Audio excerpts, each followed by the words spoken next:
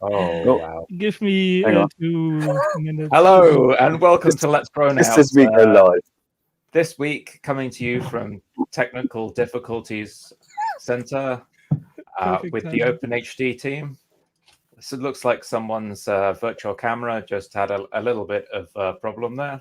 But yes, as is LDO tradition, starting on a rough note. But Raphael is back. It's actually episode 433. We're really happy to be joined this week by the awesome team behind OpenHD. So you'll see everyone's favorite curry kitten, myself, Stephen, and then we've got the team from OpenHD. I'll let you introduce yourselves. Yeah, I think we start from the top and go down. I'm Raphael, and I'm basically doing all the platforming stuff of OpenHD and a lot more. Max? All right, I will continue. My name is Max. I'm basically the one who is responsible for all the hardware development at OpenHD. Yeah. Excellent. And of course, as we get round, perfect. He's taking his turn. Oh, he's coming up on a different feed. Let's get rid of that one. Hello, Thomas. All right. So I just got disconnected, but I think I just returned in time. Is it my turn, Raphael? Yes. Yeah. All right. It'll all come out in the edit. It'll be fine. It's seamless. Don't worry. All right. So my name is Thomas.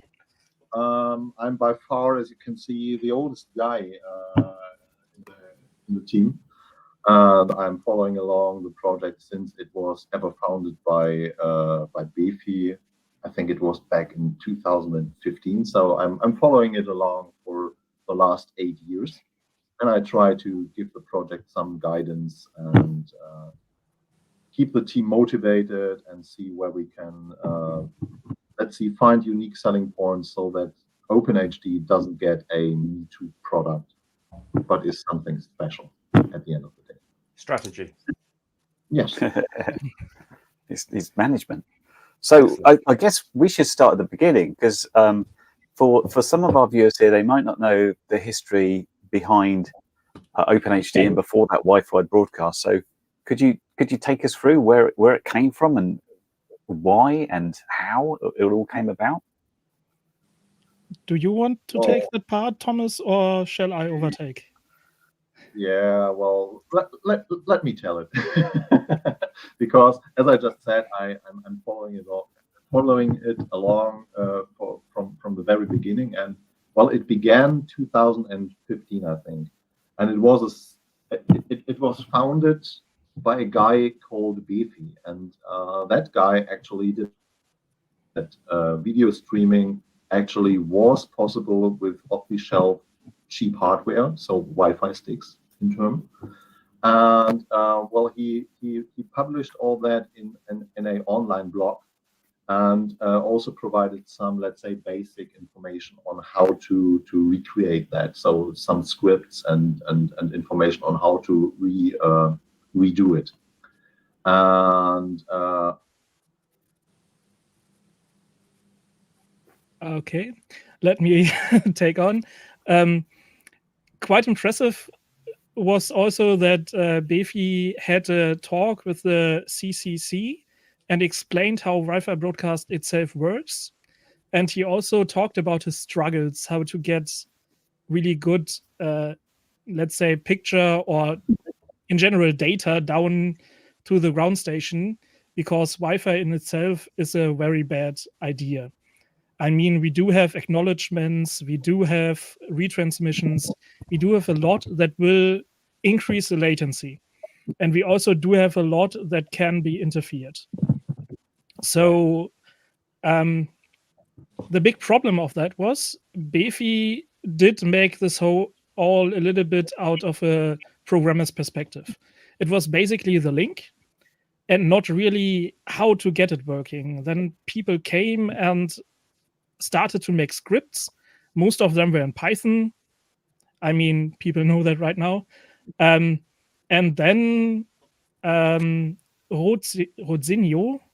is his name, if I'm correct. I don't really know the pronunciation. Rodizio, okay. and he created Easy Wi-Fi Broadcast. And the basic idea was to make this all easy. I mean, it's the name. And people They started took to a technical demo from the Chaos Computer Club, right? Which is this famous German collective, a group with hacker demos and reverse engineering, right? So a very low-level Exactly. perspective, and then evolved from there. Yeah, the cool thing is, even for somebody who doesn't have a lot of technology in his mind or knowledge there, you can still watch the talk and you understand what he talks about. It's really basic, and it shows how complex this task gets if you want to optimize something. And let's say after Easy Wi-Fi Broadcast was pretty popular, people noticed that having just tons of scripts that need to be loaded was just too much for some of the people. So in about 2018, OpenHD was started. And OpenHD basically is the successor of Easy Wi-Fi Broadcast. And we do still use a link that was developed by Befi called Wi-Fi Broadcast. We just optimized it a lot. I mean, it all started with a little C and a little Python script, and here and there a little OSD that was added. But in general, OpenHD, at least in the Evo time, completely rewrote that. So nowadays, our Easy Wi-Fi or our Wi-Fi broadcast is completely incompatible with anything that was before. We do have a lot more features. We do look at the link a lot more. We do have modes that just aren't possible, like 40 megahertz mode that allows us to push a lot more through the link like before. I mean, in Easy Wi-Fi broadcast time, we were talking about 8 megabits. OpenHD HD with the newest version can do nearly 30. So it's a lot more. I mean, yes, if you go up with the bandwidth, you will also lose range. You will lose stability and such, but it is basically possible. Right. And if I remember correctly, Wi-Fi broadcast is just a generic channel, and you've done a lot of work to tune it specifically for video and synchronize some of the packet sizings and things with video, right? Yeah. Generally, we speak of Wi-Fi broadcast as a packet spammer. It is just spamming packets that we create into the wild via Wi-Fi. And the ground station receives this and depacketizes and will, in the end, render and display it. I can talk a little bit about the display problems and such things later, but I think that is the basic. Okay. One thing I really want to mention is also there are some how do I say it? There are some claims that we are using Wi-Fi Broadcast NG, but Wi-Fi Broadcast NG is completely different. And there isn't even one line of code in OpenHD that is similar. So just to have the say that basically this is the history of OpenHD and Wi-Fi Broadcast combined into a very small block. Okay. Just so it's clear in my head. Sorry, Thomas. Go ahead. You were talking. I managed to talk over you. What were you saying? All right. Sorry, I lost my link. So thank you, Raphael, for taking over. I would like to add something. So speaking of Easy Wi-Fi broadcast, you have to that Easy Wi-Fi broadcast was mainly based on bash scripting. So it was a monstrous bash script. Literally thousands of lines of bash scripting. It was really, really, really ugly. And it reached a point where it was very, very he's keeping us on tenterhooks now. He needs a Wi-Fi booster in the shed, I think. Yeah, I think so. I believe Thomas was wanting to say that it was really hard to control. So there was thousands of lines of code and basically all bash scripts. And bash is cool to tinker, but it is anything but professional. and it is also pretty unstable if you do it in the long term. Yeah. So does that mean it's Speed been optimized. rewritten in C now, basically? Can you repeat that, please? So it's been rewritten in C now for the latest version? Not even that. It did actually got rewritten in C by Steven. That was the OpenHD 2.0 project, or let's say the version. And when Consti and me took over and worked on the 2.2, 2.3 and on, so we just call this Evo, Consti started to completely rewrite it in C++. And that is just a lot more performance optimized. And we also included stuff like our forward error correction is completely in hardware and not in software like before. And we constantly edit. So we've got a couple of phases. We've got that early Wi-Fi broadcast research project, really, and then OpenHD started to collate these scripts and make them easier to manage. But it was kind of unheard of until, well, a very small audience until it reached version 2, and version 2 started making headlines with this, I think Stephen, who was writing that, then he kind of left the project and left it in this state where it was half finished and lots of people had to dive in and push it forward. And now you're doing 2.2, 2.3, and things are getting more optimized. Is that roughly the story so far? So I actually joined nearly at the time where Stephen left, a little bit before that, but we had the problem that there was a project that wasn't really great documented and nobody really understood it. So a lot of it was rewritten, and that's what OpenHD Evo is now. It's basically the complete philosophy behind it, but it's done in a different, theoretically more easy and more usable terms.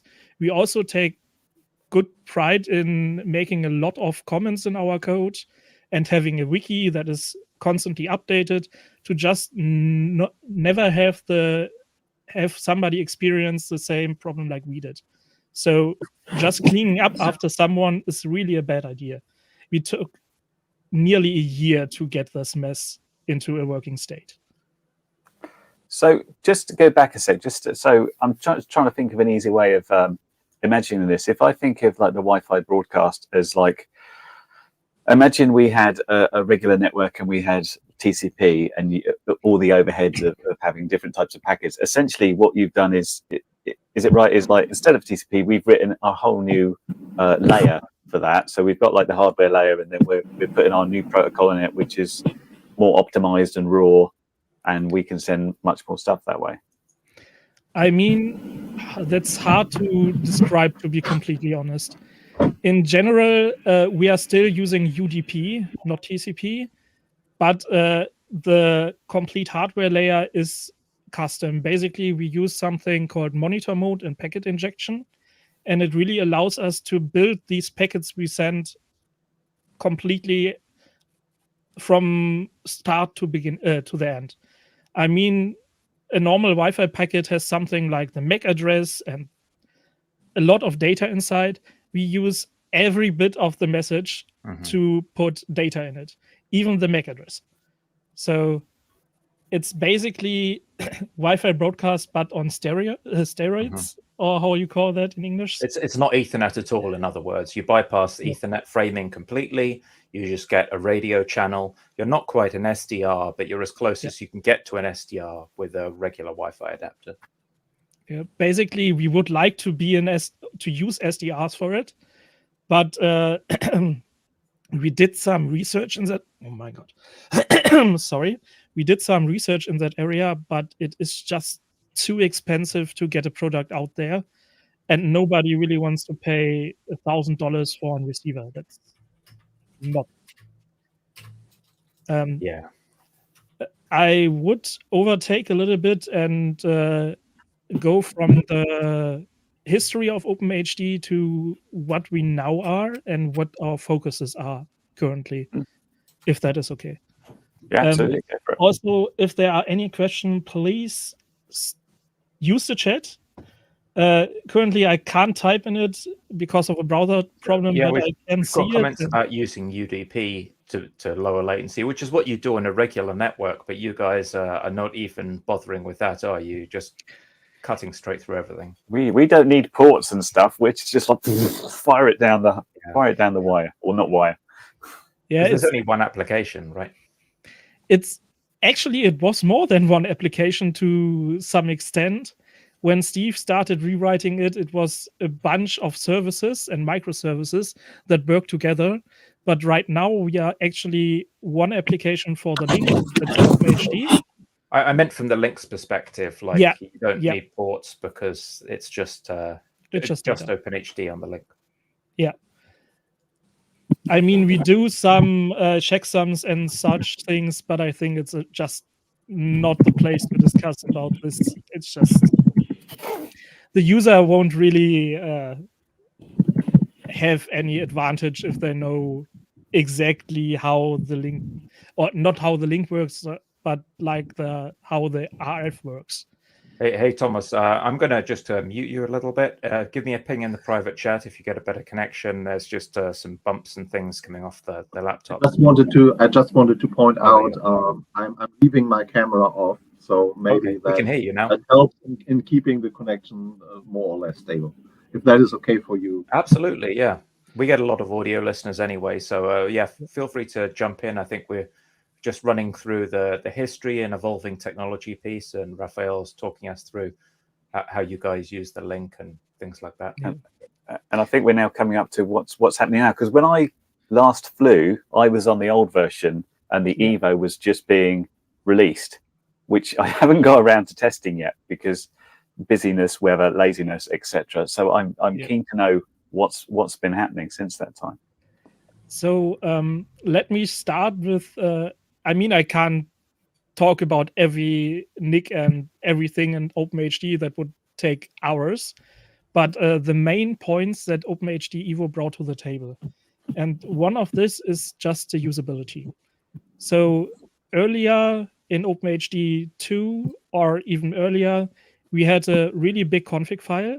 You need to edit specific settings that are not easy to read. Stuff like, hey, I'm using MCS3. I want this bandwidth. I want this pipeline. And that's just not OpenHD anymore. Basically, we try to make it as user-friendly as possible. That starts with our image writer. That's inspired by the Raspberry Pi imager.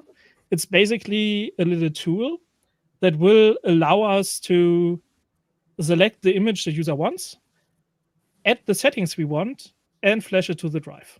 So basically, we have reduced it down to, let's say, 4 settings. It's basically the camera, if you want encryption, what encryption key you want, and that's basically it. We do have debug modes or something, but the normal user just starts the software, select its board, maybe a Raspberry Pi or something else, and just says, I want to flash version 2.5. That's actually the one that we are about to release. And it will take care of everything. And when you have flashed it, you can simply plug it in the Pi and it works. There's no binding, nothing. It's just all done before. And that doesn't mean that you also have the best image quality. You can tweak that in our OSD. Our OSD is completely dynamic. That means we do have settings like what camera do you want, if you want to adjust saturation, exposure, and everything, just like it was possible in 2.0, just a little bit extended because we also added a lot of new cameras and they need a lot of more work to get working in the state we wanted to. And please let me just shortly, go on. No worries. Because you're really talking tech stuff already in depth.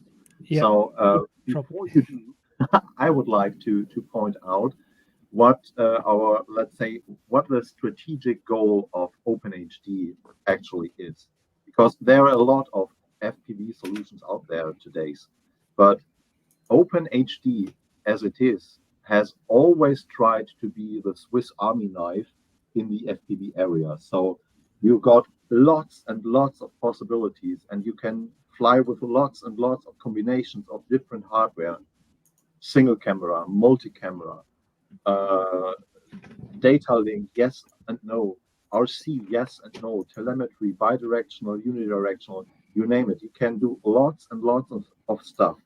It really, there's no limit, just your imagination, what you can do with OpenHD. And that comes along with tons of options, really tons of options. And OpenHD, and that's what Raphael tries to point out here, is we tried to make all these options, all these great possibilities, and the numerous ways of how to configure things easy for the user.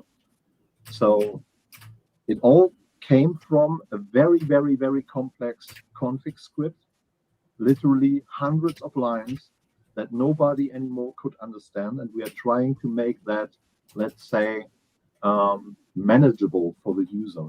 And that is what Raphael just points out with the image flasher and the configurable OSD and stuff like that. That's just what I wanted to say. So look at OpenHD as the Swiss Army knife of FPV.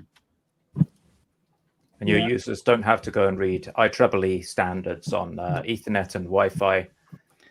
They're going to have no more fun reading all these standards. They won't even need to know what MCS is anymore.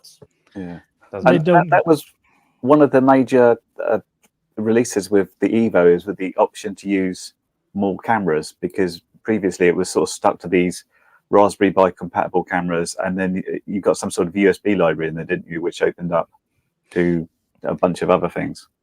Yeah, in general, we support, let's say, everything, but not really. We can start with, how do I do that perfectly?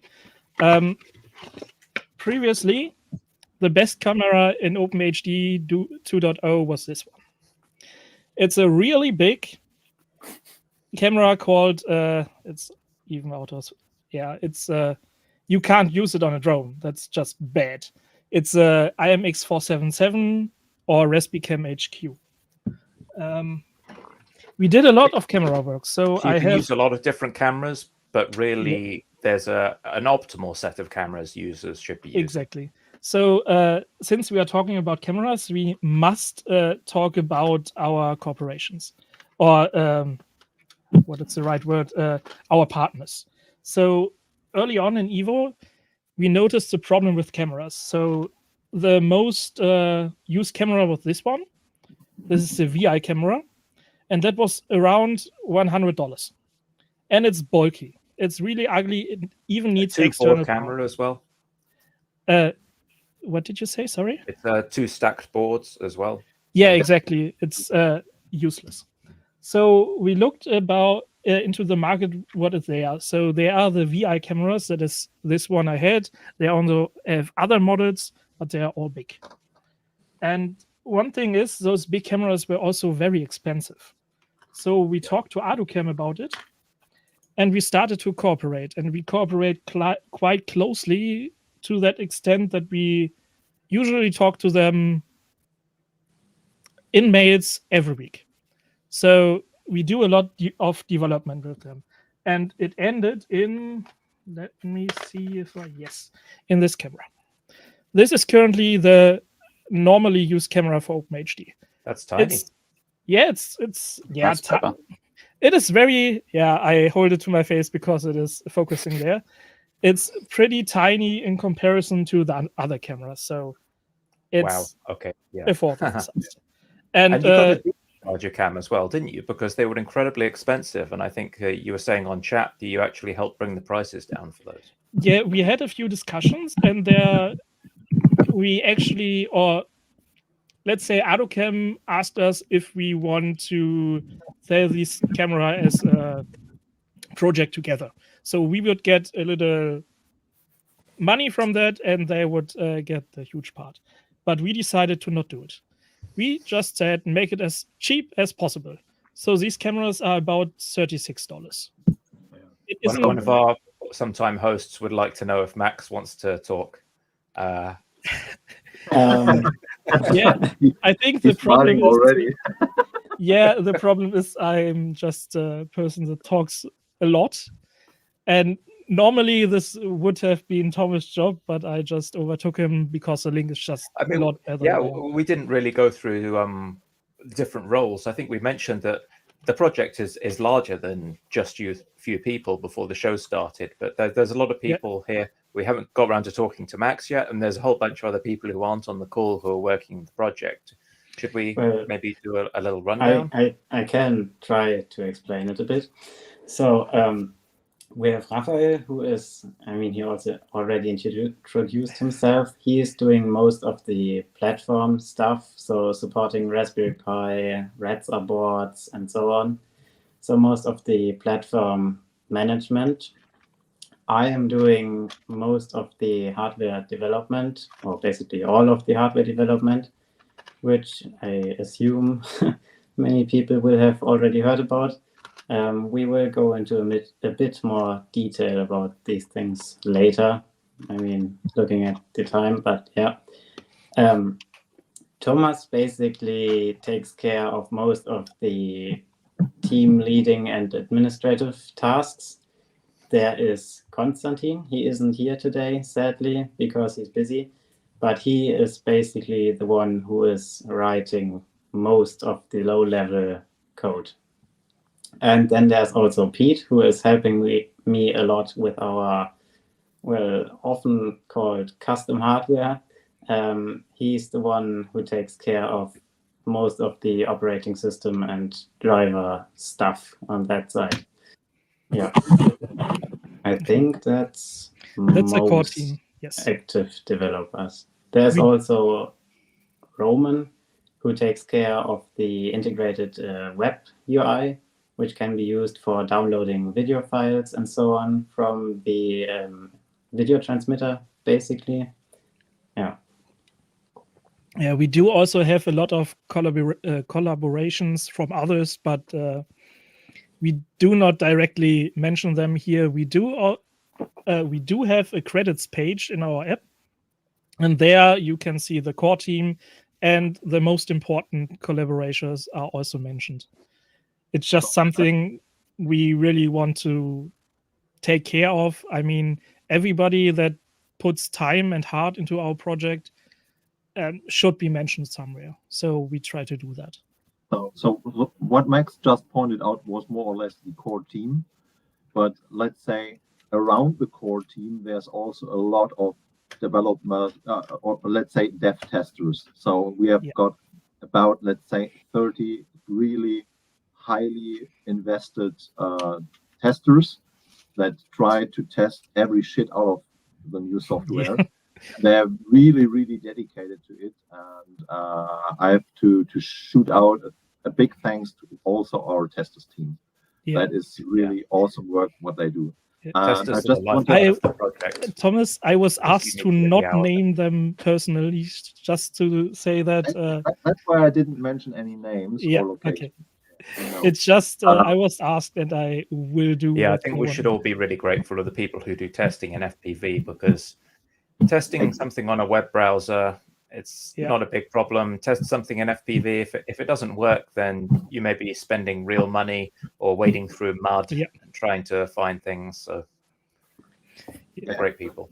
Yeah, and there's another thing that Thomas, to mention or to continue what you just started, Raphael. You were starting to talk about cameras and what cameras are good and bad and stuff like that. I mean, you didn't mention what the main challenge is. You know, we are dealing with an FPV system, and the core component of an FPV system is a good video picture. I mean, an FPV system doesn't do anything if you have a crap camera, you know. And from where we came, or from where we started, all those cameras that were available on the Raspberry Pi on the main platform that we started on, they were basically more or less crap. Some of them were really crap, some of them were a little bit better, but most of them were not suitable for what we wanted to do with them. So the main challenge was finding the correct and nice performing camera for the task that we needed it for. And that is where the collaboration with ArduCam really kicked in, because those guys, they are really experts on the field of cameras, and they took the challenge to build exactly the cameras that we needed. Small form factor, nice low light capabilities, nice wide dynamic range. I mean, an FPV system, it doesn't help you much if you fly and on all the upper screen is just a white bar and all the lower screen is just a black bar. Yeah, 100%. Because it just can't cope with that dynamic range. And that is what really helped and what really brought OpenHD forward, finding the right cameras. And I think I can say that OpenHD is supporting most camera solutions and the most amount of great cameras of any open source FPV system out there. And that is due to that great cooperation with, for example, AutoCam. So people know where to buy FPV cameras. They've got preferred hobby retailers. With ArduCam and these other vendors, is there a good shop where people can go, maybe in Europe or the US or UK? Yeah, I think the big problem there is that ArduCam isn't that into FPV. They start, and we even do have a page on ArduCam's website about OpenHD, which lists all the cameras that are good, and even has some example footage. In general, there is a shop called Utronics that sells about every ArduCam camera. There are also smaller shops, for example, in Germany, W Electron, that has a few, especially the one I recommend, the 708. It's available there. It might be a little bit more expensive because they do actually need to pay taxes, and yeah, it isn't that simple. But let's say, since Thomas talked about I had it right here, about the camera problems we had, I actually started with this camera, and most likely Kerry noticed it. It's the first camera that Kerry used in one of its videos. It's actually funny, but it's really bad. It's like if you took Vaseline and smeared it into your eyes and then tried to look. That's what you can see. Yeah. So was that the one that you managed to get caught in the propeller? No, that was a decent camera. This is the one that went on the little car I made and drove around the park. And then I was like, is that a person? I can't. Is this a person? Who knows? Yeah, that camera is totally awful. That's also a challenge with other boards because most boards do not come with camera support. So the Raspberry Pi is what we mostly are known for. I have a little dev thingy with a Pi Zero inside. But that isn't all. OpenHD started to invest into... Yeah? No, go ahead. OpenHD started to invest into new hardware relatively early, even with Steven and the NanoPi and the Jetson. But basically, we never found a suitable system. I mean, we had the Jetson, NVIDIA just dropped any software support and didn't finish the project to the extent it wanted, and just released a new platform for, I think it starts at $600. They've always been so expensive compared to the Raspberry Pi. It's totally useless. So and they're very big as well. If you're going to put them in something that's not a car or a rover, it's very difficult. So I just opened another box. We started to work together with Red Star, and they also support us. And they, for example, it's not the best board, came out with this. This is exactly the same size like the Raspberry Pi 4.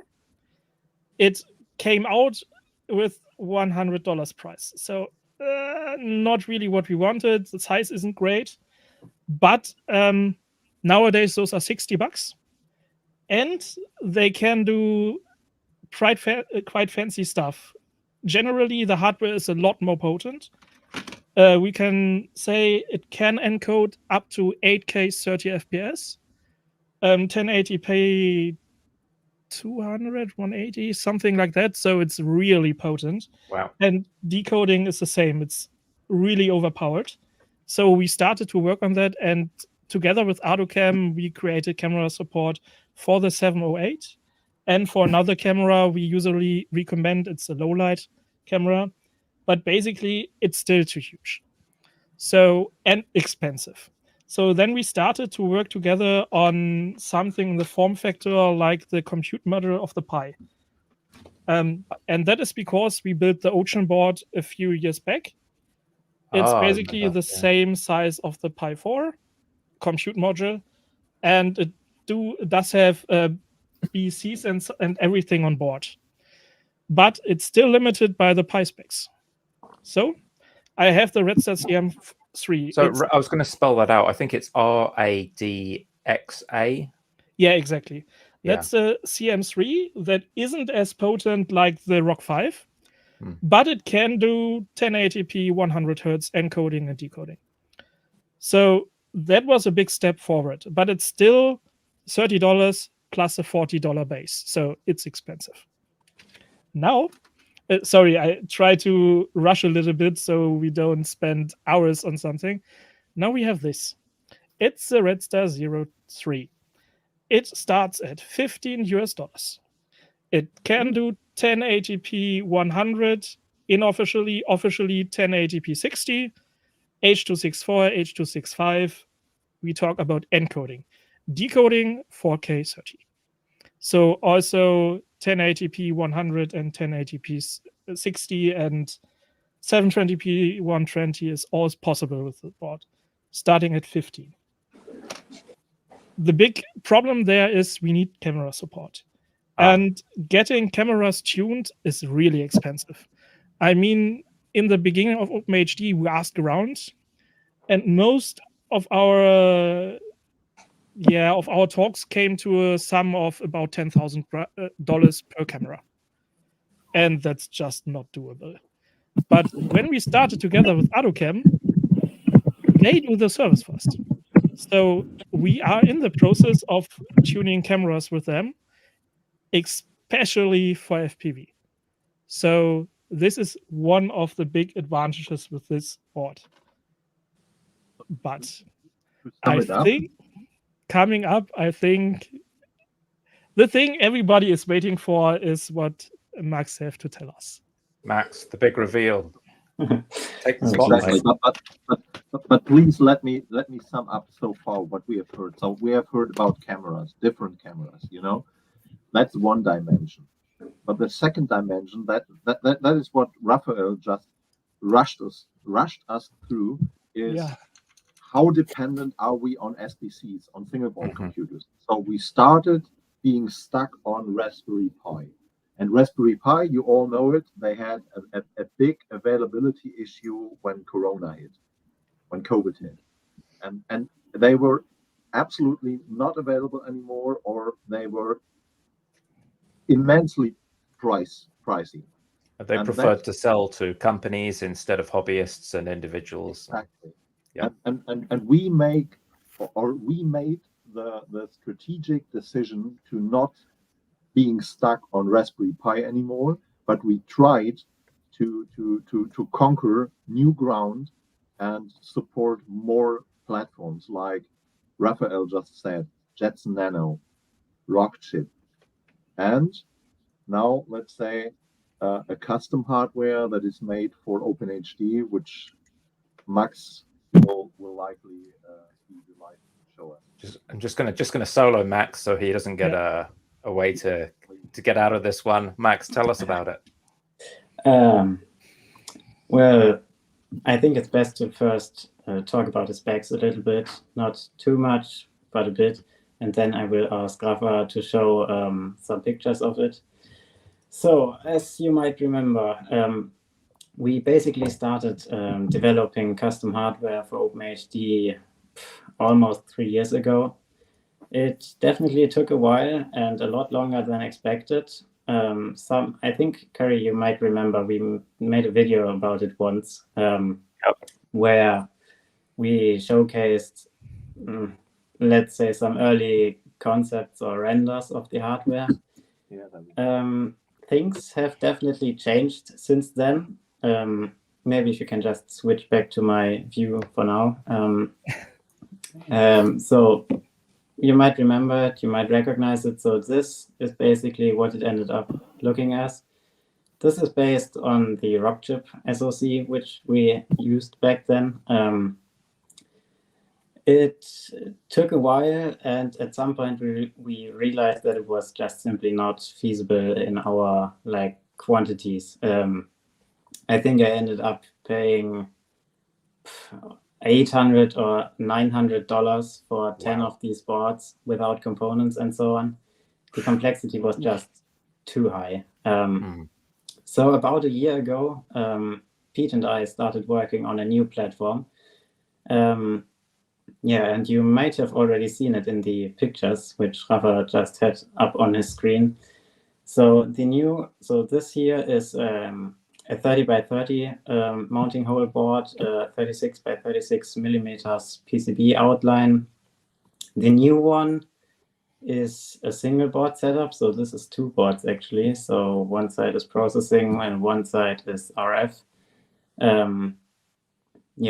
So the new one is a single board, which includes everything in one board. It's 26 by 26 millimeters board outline, 20 by 20 millimeters mounting holes. So it fits into pretty much every quad that's out there. I know many people don't use OpenHD for FPV quads, but I do. So we wanted it to fit. That was our big goal. So 20 by 20 mounting holes, 2 to 4 as LiPo battery input. I think it might be interesting to show the pictures right now. You're talking about compute and RF on one board, 20 by 20. Yeah. So this is the board mounted in a 2.5-inch diaton Mamba quad. I just happen to have it laying around. So as you can see, it fits. Wow. It has 4 gigabytes of built-in storage. Everything is included in one board. It comes with a custom CNC machined heatsink. And what else is there for basic specs? So in terms of RF, it should behave similar to a DJI Air unit. We would like to take some accurate RF measurements, but sadly, we don't quite have the budget for these tools. So that will have to wait a bit. But it does perform quite well. That's incredibly small compared to starting with a Pi or even a Pi Zero. That's small. Exactly the point. Yeah. So continue. I was just going to say, Max, but possibly the reason most people flew fixed wings was that the latency on the Pi's glass to glass was typically sort of 100 to 120 milliseconds. Does this new hardware mean it's been brought down into sort of more manageable sort of things, so you can throw a quad around a little bit without getting too worried about higher latency? It has definitely gotten better. I think this question is best answered by Raphael, actually. Yeah, in general, we actually decided not to state complete numbers right now. We are still fiddling around with the software. And reducing latency is a huge topic, not only on the ground, but also on the not only on the air, but also on the ground. So there are a few things that need to come together to make a good ground station and to make a good experience. Basically, the custom hardware, or the X20, that's the name, can work with anything we have. It can work on a Pi, it can work on the Radstar boards, on x86, on anything. But we really recommend using higher performance boards. So basically, currently we are working on the 02 from Radstar, 03, to make it the perfect ground station. It's cheap, and it can provide enough power and latency. It's a lot better than the Pi. And basically, the whole reason behind going not with Broadcom CPUs and software was to reduce latency. We try to measure it perfectly, so we will not just film a video and tell about something. It will be a scientific test. That's very principled of you. I admire you for sticking to your guns and not going with the easy headlines. Exactly. Yeah. We try to, I mean, people who know OpenHD know that we do sometimes take a little bit longer for our releases, but we test them, and we test them thoroughly. It is just a lot of work to test every single thing. I mean, it's very easy to just test the link. I mean, if I do only have a link that is 1080p30 or 720p 60 and nothing else, I can test it in a few hours. If I do support tens of boards with different configurations, you need testing. And you need to test it really. I mean, what OpenHD also provides is stuff like we do support antenna trackers on our ground station. Just connect it, it will work via Mavlink. We do work with, or let's say we do have INAV support, we do have mission, ARDU-plane, ARDU-copter. We do nowadays have Betaflight support. So basically, we try to do everything, but if you do everything, it needs to be tested a lot. And to do something perfectly and easy for the user to use, you need time and money. So to be completely honest, you need both. I can't get over how impressed I am with that board. I remember wiring up for the first time and everyone on the forum shouting at me because I hadn't wired up the USB directly. And what do you mean you're using a USB plug? Don't be ridiculous. And then I got this massive board and then this massive USB Wi-Fi adapter, and I'm using the wrong antennas and a crap camera. And now it's come down to this tiny little 20 by 20 mounting board with RF and compute on the single board. Is amazing. And we needed a lot of time to get the RF right. I mean, the first revisions we have just looked perfectly, consumed a lot of power, and didn't output anything. So RF is really complex. And we also need to make these boards mostly on ourselves. I mean, we do produce the PCBs from a vendor, let's say it like that. But all the components on these boards you can see right now are hand-soldered. And all three of them I made by hand. So we have 3 prototypes right now. Yeah. You can see all 3 of them in that picture. That's some neat work. Yeah, they all work. Yeah. I mean, it's very neat soldering. That's fine. It's perfect at that. It took quite a while to make. Yeah, let's say that way. But there's a lot in, or let's say, it's nice to see a picture, but it's even nicer to see the thing. I basically have a prototype in my hand. It's not that neat and not that minimized, but it's basically our board with I mean, I don't have the new fancy CNC heatsink. I just have some rubber bands and a black heatsink on it and antennas and everything. But basically, this is my quad I use for debugging. That's why I don't have the ducts here, because I need direct access to the SD card and the debugging ports. That's why I have a lot of wires here. But basically, we do not show a rendered image. We do show the product itself. And that is something quite admiring. Well done. Well done, guys. That must have been a big hill to climb. So congratulations. Yes. Yeah, it wasn't exactly easy. Let's put it that way. We wouldn't have. We wouldn't be able to do that without Patreon. To be completely honest, without these, it wouldn't be possible. It is really expensive to do something, and we do also need the support to break a project, to make a product over the 3 years that it really took. I mean, I think that's a good time to say thank you to our patrons. Some of them have stuck with us for almost 3 years now. So thank you very much for everyone's patience. I know it's not been easy at times. Especially after we decided to ditch this board and start from scratch again. Well done. Yeah, it wasn't easy and it wasn't cheap, but after like a long time of waiting, I think we have finally done it. We are currently working on producing a batch of presumably around 25 boards for testing purposes. So they already work, as I said. Max, shall I show it? Just wait a second. Too eager. They do work, but we are waiting for some user feedback, like for example, solder pad size, or maybe someone finds something that isn't great. Just general things, and also for improving the software. Right now it works, and it works reasonably well, but it's not quite finished yet. So these things just need like real world testing. Bench testing is fine for, yeah, it works, yeah, I get a picture, but it's not quite the same. So yeah, the next step is to make a test batch of presumably 25 boards and then hand them out to our patrons. And yeah, after the software works, we will arrange some kind of, I don't know, availability system. Let's put it that way.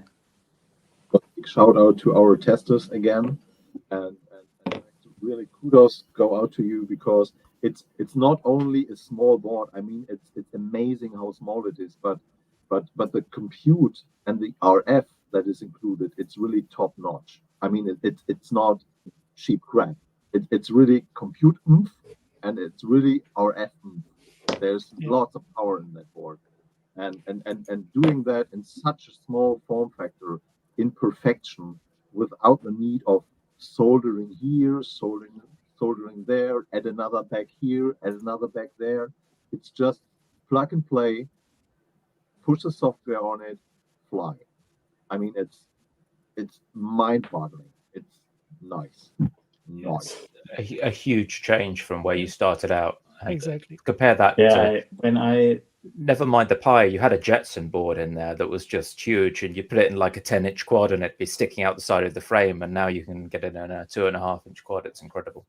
Yeah, that was like one of the most painful aspects of OpenHD for me. Like I joined, I don't know, at some point in 2019, and I was trying to make a Raspberry Pi fit, but there's just no way to make a Pi fit into a normal FPV quad. Like you can do it with some 3D printing and so on, but that's just janky. So I don't really like such setups.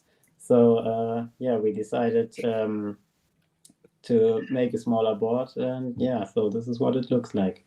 We do also have some videos of it. Like those are early tests. One of which is air recording, so a very early encoder test.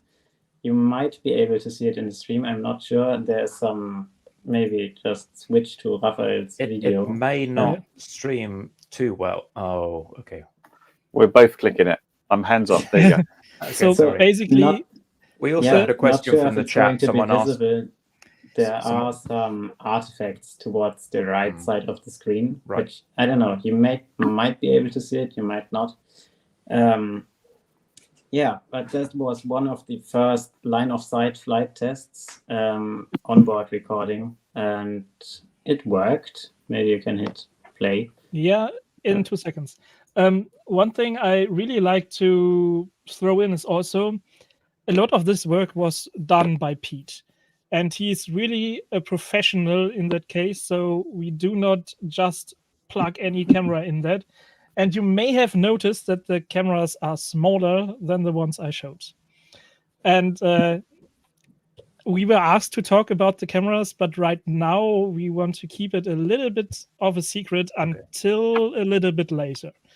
I mean, basically, we show videos, and when we release it, you will be quite surprised. Basically, the cameras are a lot smaller than what we have on the Pi and even on the Red Star boards, and they fit into about any quad you can buy. Yeah, so that was one of the important points. Yeah, so let's go for the video. Obviously, the cameras don't have massive, stupid ribbon cables anymore, which get in the way. Yeah, no. We do have the normal, or FPV standard coax stuff. So basically, this also shows that our wide dynamic range is a lot better. Oh yeah. It's just a few seconds, but you basically can see everything. It's a bit choppy in the stream, but Yeah. It's fluent in the real video. But basically, the colors are great. The sharpness is a lot better than what we ever had. And you can even do things like just looking in the sun, and everything will still be the same. Yeah. Nice. I was also asked to play another video. Yeah. That is Low from light the test. same board. That's a low light test. Oh wow. We are That is very basically, you can't see a lot, and you can still fly. Yeah. That was after sunset. Yeah. Yeah. Systems like DJI would be having trouble in that light. It would just be squares, I think. Yeah. You were having a fun time with your 03, weren't you, Stephen, when it sort of comes between yeah. darkness and lightness? Yeah, if you're in a beautiful sunny day, that 03 system looked great, and the Vista before it would as well. But when you get to dusk or around sunset, it was just terrible. Like, it would be all bright or all like mud. Yeah. So basically, we try to get the best out of the hardware we have, and we create it. And it all comes to this project that we have. I mean, basically, it's a really nice board. I've seen all revisions and noticed all problems we had in the past. And it was a struggle, but in the end, we made a very capable board. One thing I really should mention is it's still not DJI. I mean, we still use Wi-Fi. It's optimized a lot, but we can't do stuff like getting the link that perfect that DJI does it. They just have a lot more money, a lot better hardware. But with what we have and what we can do on the public market, it's better than anything you saw. And I think that is a huge point. So the OSD, you mentioned Mavlink, and I guess you've got some kind of Mavlink-driven OSD. If I'm running, say, a Betaflight in the quad, would I be able to use MSP DisplayPort for OSD? Is that an option? You can use Betaflight Mavlink telemetry. It works. But we do not officially support MSP. Okay. Because things like the menus and post-flight statistics, those are all done using DisplayPort still. Yeah. The problem is OpenHD is really based on Mavlink, and not only the telemetry stuff, but all the telemetry we generate ourselves. Like, how is the CPU performing? How is the temperature? What settings do I want to change and stuff? It's all Mavlink. So OpenHD just uses Mavlink and nothing else as communication in telemetry Could stuff. you wrap MSP DisplayPort into Mavlink and extract it and render it? We didn't. There may be a way to do it, but right now let's say we One thing at a time. Yeah, that's the thing. We do a lot on the same time, but there's just a lot that just can't be done. Sure. Speaking of features, rather than talking about the negatives, we had some questions about the new Evo features. So tell us what you can do, what features you have just released or are about to release. I mean, one of the cool features about Evo is my screen still shared? I don't know. Until you share your screen, I would like to mention another thing. So that thing was mentioned, that DJI thing I think was mentioned. I wanted to add something on that because, well, Raphael said we are not DJI, and that's truly what we are not. So we try to be not DJI. So DJI, they do great magic. I mean, their link is rock solid and it's nice, all right. But you are locked into that system. Once you buy that system, you're selling your soul and you are getting locked into this system. And you can do exactly what they want you to do and nothing more. With OpenHD, we we tried to get as close as possible to what DJI Magic can do, but leave all the possibilities for you open. It's like you decide. You can start with OpenHD with a high zero, a crappy camera, and a low power Wi-Fi stick. You invest like $40 and you're in. And you can also decide to get a ROG 5, a great camera, a thermal camera on top, a multispectral camera on top, and a 1 watt high power RF link. And that is what DJI doesn't allow you, or they charge you a fortune. I mean, take a look at what the cheapest drone from DJI is cost-wise, that features a thermal camera. I mean, it starts at like 20 grand. And you can do that with OpenHD for like 1 grand and get even better performance out of it. And that is what makes that, you remember from the start of our talk, you remember that Swiss Army knife solution that we are trying to deliver. And that is possible only with the way we do it, open source. And that's, I think, what OpenHD stands for and points it out. Yeah, I think, like Thomas just said, one of the quite amazing features of OpenHD is the dual camera possibility. You can have a normal camera and a secondary in a picture-in-picture mode, and you can use something like that, a simple thermal camera. This was about 300, 350. It isn't cheap, but for a thermal camera, it's really cheap. And that is something you can do. Sorry, I thought you had an image. Sorry, I thought that was what you were talking about. No worries, no worries. That's because I was asked to show a little bit about OpenHD 2.5 that we are about to release. You can show it now if you want. So basically, one of the cool new features is that we can scan the channels, and you can see if one channel is very polluted. And you can also scan for your air unit. So earlier, you needed to be on the same channel to get anything and reboot. Or later in OpenHD Evo, it was possible to connect to a channel if you know the frequency. Nowadays, you can just scan. It's pretty easy and also shows you what frequency is best. We also did something that we never did in the past, and that is nowadays we don't use the standard first and second and Wi-Fi channels we did. Nowadays, we try to use the upper band, and therefore we are in the same area like DJI. So we use the high 5.8 frequencies. Those are usually cleaner, and you can officially send with higher power. So you aren't that bad, let's say it like that, because blasting 1 watt of power on a channel that only allows 25 milliwatt isn't really something to promote. So basically, you're a good neighbor now. Yeah, we have the high channels now. You can do that.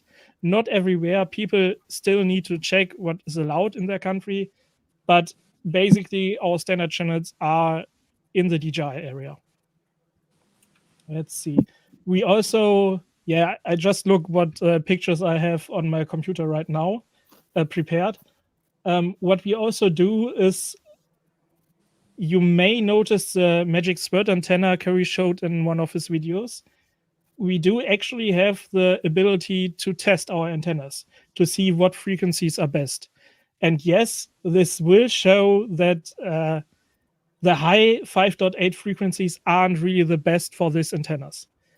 That shouldn't really stop us, because we really want people to start using normal FPV antennas.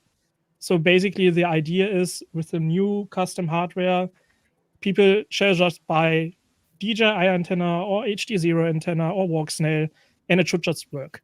So they are normally tuned for that frequencies. This picture is one of the fun things. I asked in our community to send me a few funny pictures of OpenHD setups. And one thing OpenHD is great is just letting possibilities open for everyone. So this is a little crawling setup built by one of our users, and he actually puts it to a farm somewhere and lets people drive his crawler on that. And it's just using OpenHD. In this setup, he's also not using ELRS or something, but OpenHD RC, which we have, but it's just, I mean, we have all-in-one link. You can use RC, but Wi-Fi is notoriously bad for small packages like RC control. And we actually currently recommend people to openly use ELRs. It's a perfect system. It works perfectly in combination with OpenHD. And why should we design our own thing to be perfect when there is something that is just handling it better? Yeah, and for those large packets, instead of trying to fit Mavlink on ELRS, the pilots can use Mavlink on your link to get the telemetry back. So a question: if someone's watched actually this... a pretty... Yeah, sorry, Thomas, I'll let you go. Actually, that's a pretty interesting aspect that that Raphael just pointed out. I mean, that looks funny, does it? But actually, OpenHD is also used in scientific research. For example, we know of a lot of universities that use OpenHD, and also in industry. So it's not only used in FPV that it was intentionally meant for in the first place, but a lot of other, let's say, industries have adopted it, or fields of use have adopted it, and that also makes us very, very proud, because that again shows us that we are doing the right thing, that we are making it open enough so that people can use it for their specific use case. And again, I said it a lot of times today or this evening, Swiss Army knife. It's amazing what people do with OpenHD. They are not putting it only on drones. They are putting it on rovers. They are putting it on subs. They are putting it in their university laboratories. It's amazing what people do with OpenHD. Yeah. For example, there's an Indian university that uses OpenHD on rockets. I mean, they are pretty early in the project, but we do have some videos, and it's quite nice to see. So we're over time, so we're going to have to wrap up in a second. But just for, if someone's watched the video and they're now like super excited and saying, I want to get into this OpenHD malarkey, what should I do? That's the question. What should they do? Should they wait until the new chips comes out, or is there a page to look at on the OpenHD site that gives them some recommended hardware to start out with right now, and they can move to other stuff later, or what's best for them? Yeah, basically recommended is either visit our website, it's openhdfpv.org. And I mean, that's the best place to start. There we have links for everything. We have the wiki link, we have our Telegram channel, which is quite big and the best place to start. But we also do have a Discord channel, we do have Facebook, and generally the user can decide where he wants to join. The ideal place is Telegram, to be honest. That is our main platform. But we also answer every email. We do also read every post on Discord and Facebook. It's just, it can take a few days more on those platforms. The basic idea is go to Telegram and we will be there. And so someone can turn up and basically get advice about where they should go, what hardware they should get, and how to start. They can also just look in our wiki. We do have a beginner's guide that shows the recommended starting hardware. It doesn't show the X20 because we actually reviewed it today. So you were the first. Exclusive! Hooray! Yeah. Well, thanks for that. It does look very exciting. Yeah, we didn't actually want to tell it before we have the meeting, just to have everyone surprised. Lovely stuff. Well, thanks for a fantastic explanation, a rundown of the history and everything. Sorry we had some issues there with Thomas, but I think we got some good audio explanation from you and some excellent board design and soldering from Max there. Look forward to those boards going through the testers' hands, and maybe by summertime next year we'll start seeing you out in the wild. That would be fantastic. Well, let's hope so. Yeah. All right. Okay. Anything... You wrap up? Yeah, let's wrap up then. Well, thank you very much to a couple of the OpenHD team who've joined us this evening. As always, thank you to everyone's favorite curry kitten. Goodbye. Myself, Stephen, the man with a silly mustache. And huge thanks to the OpenHD team, including Raphael, Thomas, and Max. Thank you very much for joining us. Really appreciate it. Thanks for having us. Good luck with the project. Thank you. Oh, and thanks to all our Patreons as well. We realize how valuable you are to this project as well. So thank you very much to everyone who supports us. We really appreciate you guys. Thanks. All the best. Catch you next week. Bye. Bye. Bye. Bye, guys.